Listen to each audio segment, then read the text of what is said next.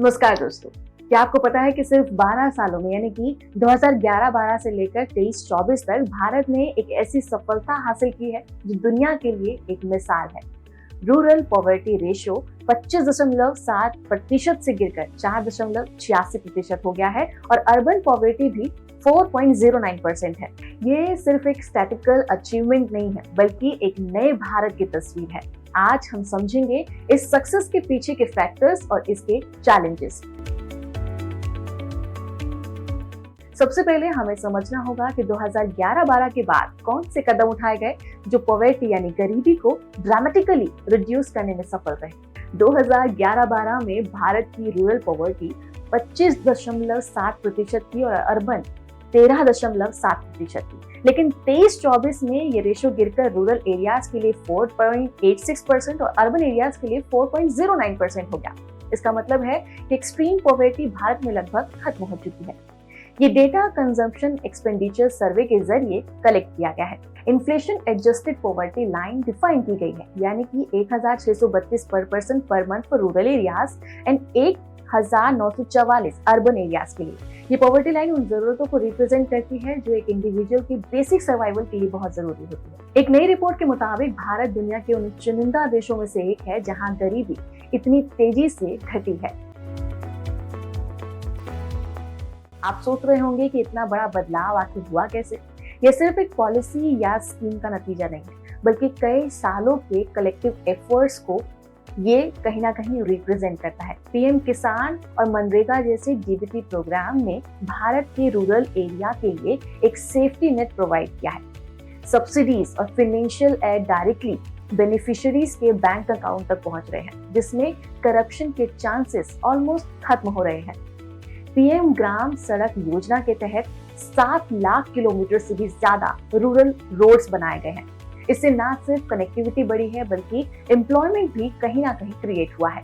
स्वच्छ भारत मिशन और rural electrification ने लोगों की क्वालिटी ऑफ लाइफ को इम्प्रूव किया है। पीएम फसल बीमा योजना और एमएसपी रिफॉर्म ने रूरल इनकम्स को स्टेबल किया है। क्रॉप इंश्योरेंस स्कीम ने फार्मर्स को फाइनेंशियल शॉक से बचाया है। एसबीआई की रिपोर्ट के मुताबिक लो इनकम डिक्लाइन ग्रुप यानी 0 to 5% में कंजप्शन सिग्निफिकेंटली बढ़ा है। रूरल एरियाज में गुड्स और सर्विसेज का एक्सेस अब पहले से बेहतर है। आज भारत के रूरल और अर्बन एरियाज के बीच में कंजम्पशन गैप रैपिडली घट रहा है। ये एक बड़ी सफलता है जो रूरल एरियाज के लाइफस्टाइल को अर्बन स्टैंडर्ड के करीब लेकर आ रही है। 2004-05 में रूरल एनपीसीई अर्बन एनपीसीई का 88.2% था।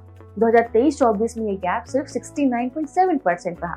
मतलब रूरल और अर्बन हाउसहोल्ड के कंजम्पशन पैटर्न में एक नोटेबल समानता दिखाई दी है। रूरल हाउसहोल्ड्स अब एजुकेशन, हेल्थ सर्विसेज और स्वच्छता जैसे नॉन फूड आइटम्स पर ज्यादा खर्च कर रहे हैं। ये रिफ्लेक्ट करता है कि उनका डिस्पोजेबल इनकम अब पहले से कहीं ज्यादा है। इकोनॉमिक ग्रोथ के साथ साथ इन्फ्लेशन और कंजम्पशन पैटर्न पर क्या असर पड़ा है, ये समझना भी जरूरी है।